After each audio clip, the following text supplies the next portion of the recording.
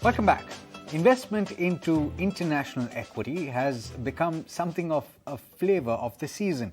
It's something that investors here in India have been drawn towards over the last couple of years with quite a bit of success. Now, there are limitations on account of the breaching of the limit by the mutual fund industry here, and therefore we've spoken in the recent past about alternatives to the mutual fund industry, where individuals can take exposure to some of these very large companies, the likes of Apple, Microsoft, Alphabet, the likes of Meta now.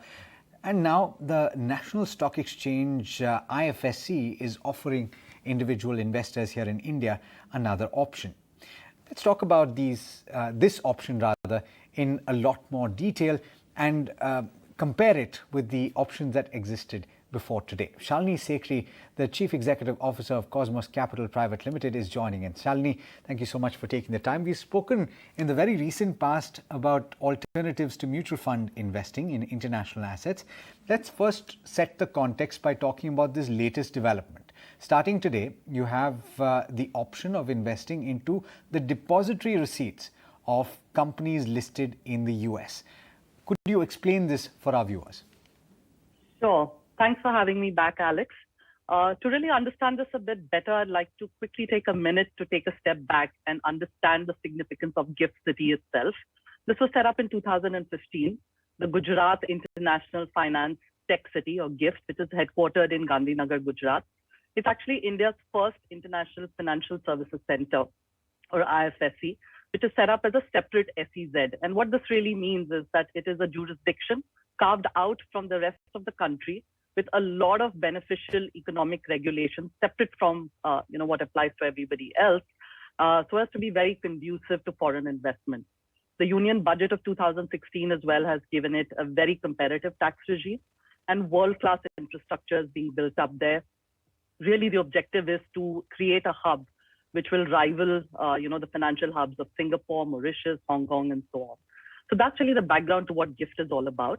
Till now, Indian investors, as we discussed very recently, could either open a broking account directly with a large global brokerage house, or they could use their Indian broking houses and rely on their tie-ups with global brokerages to buy and sell global stocks of various sorts.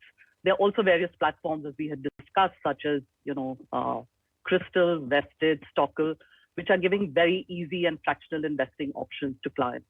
So this is really a very exciting new development, which is going to allow investors to initially access 50 stocks, starting with 8. As we speak today, we can actually access 8. How can this be done? We can open an account with the NSE based at the IFSC or in GIFT City. There are 34 brokers already which are registered, including large names like HDFC Bank, Edelweiss, Motilal, Anand Rathi, which allow you to open a Demat account with them, very similar to what we would do in India. Who can invest? Resident Indian individuals, NRIs, and of course, foreigners as well. However, do note that US and Canadian persons are not allowed to invest. So this really were the routes available thus far. And with this new regulation and trading opening today with 8 names, we can look at a whole new way to do this. Right. What US companies can be bought as we stand today? Apple, Alphabet, which is Google, Amazon, Tesla, Microsoft, Netflix, Walmart, and Meta. So basically FANG plus Tesla and Walmart. Right. That's what we can do as we stand today. But I want a clarification here. Whereas if you were to go through the routes that were available that we've spoken about, the international brokerages, domestic brokerages that allow you to invest abroad, you're buying equity shares. You're buying the actual asset, whereas this, you're buying depository receipts. Could you explain that difference? Sure. So it's important to note that the actual foreign companies' shares are neither being listed nor traded on this exchange. So what will be available to trade are depository receipts, or what we call DRs. These are financial instruments that represent the listed shares of the foreign company. So what that means is that you have a custodian bank. In the case of NSE, it's Deutsche Bank, New York. They will actually have custody of the shares of, say, Apple, against which depository receipts will be issued. And this is the instrument which will be available on the NSE IFSC to buy and sell. In fact, one share is not going to be equivalent to one depository receipt. So what that means is that each share will actually be equivalent to multiple depository receipts, allowing it in a way to be fractionalized. So while you may not be able to buy one complete share of Apple, you can certainly buy a depository receipt of Apple. So it's really a beneficial interest in the underlying shares which are held in custody. And the depository receipts in this case, again, are being issued by HDFC Bank, which is based in the GIFT City. If I understand correctly, you're allowed, because of the fractionalization, individuals that previously would have found it a little harder to invest in an Apple, which interestingly, and here's a tidbit, the market capitalization of Apple rivals the market capitalization of all cryptocurrencies. And of course, there are various other, comparatives that you can draw, but it's a very, very large company. The shares that you can buy are also very expensive. Each share is expensive. So what you're saying, Shalini, is effectively a lot more people can access these companies. Isn't that a good thing? Yeah, it most certainly is. I think democratizing anything is excellent. There are more retail investors. So while HNIs have, of course, as we know, flocked to the FANG stocks, you also have, this mechanism is available through some of the platforms as well, where they kind of hold it in a pool for you. So they do offer fractional investing. But you're right. If you were to go out and buy one share of Apple, that's probably going to put a big dent in your bank account. So being able to buy a depository receipt where, say, one share of Apple is equal to 25 depository receipts, you will really be, it's far more affordable to, the average investor. That's right. Let's talk about the other factors to bear in mind then. Because Sure. this is, you're effectively investing again abroad, this falls under the ambit of the LRS scheme of the Reserve Bank of India, right? So what are the limits that one needs to bear in mind? Sure. So the mechanism is simple. Like we said, you set up an account, but once you do that, what next, right? You have to fund this account. And the best way to do this is really through the LRS or the liberalized remittance scheme. Individual resident Indians are allowed to remit $250,000 per year. That's the financial year. Literally no questions asked to do a whole host of stuff, one of which being investing. The way you do this is you approach your bank where your rupee monies are lying. You submit a form A2 and declare the purpose of your investment or remittance, in this case, an investment.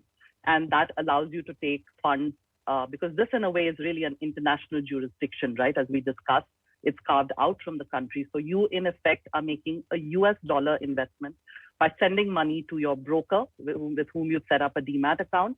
That funds get credited to your account, and then you're good to go and you're able to buy and sell. What does one So that's really the LRS route.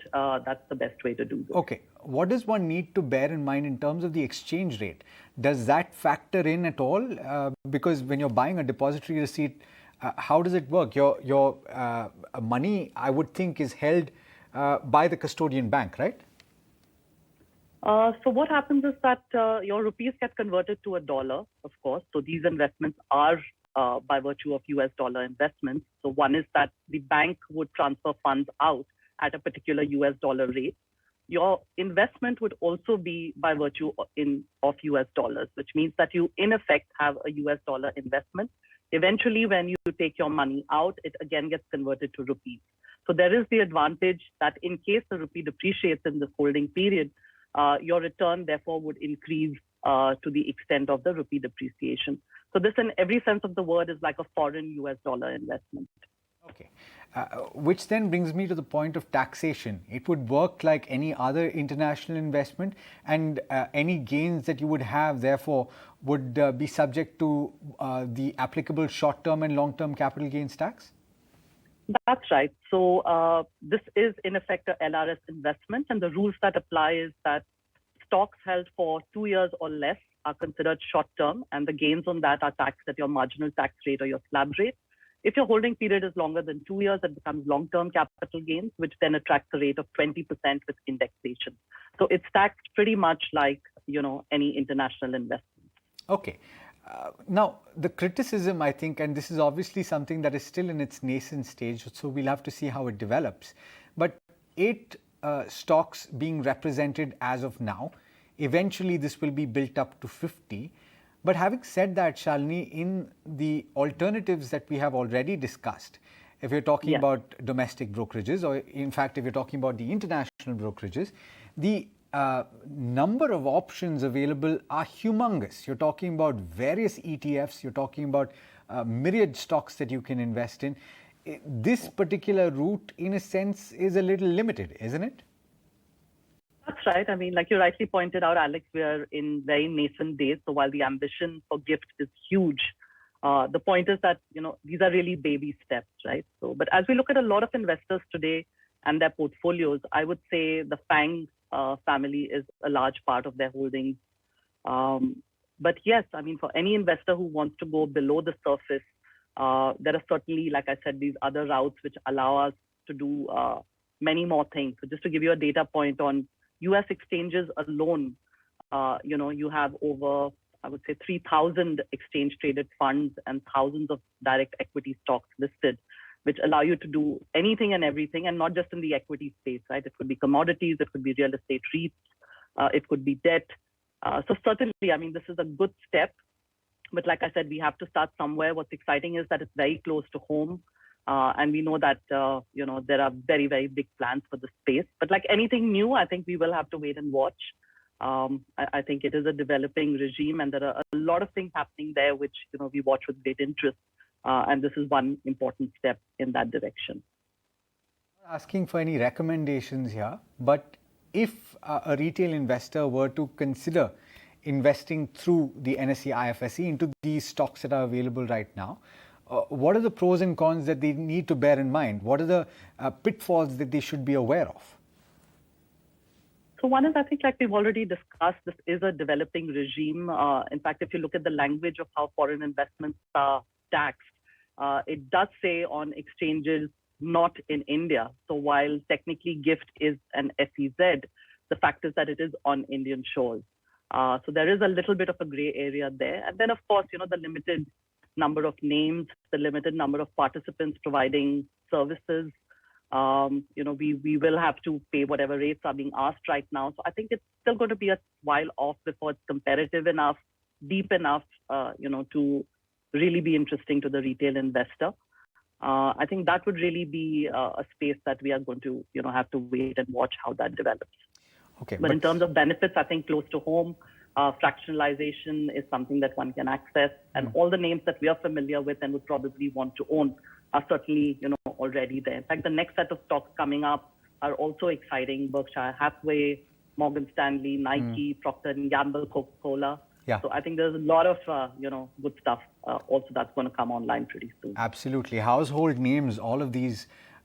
And soon you're going to have easy access. Of course, it was already available, but perhaps that fractionalization is something to pay attention to. Shalini, thank you so much for taking the time. Pleasure speaking with you. So, thank you. Have a good evening. Bye.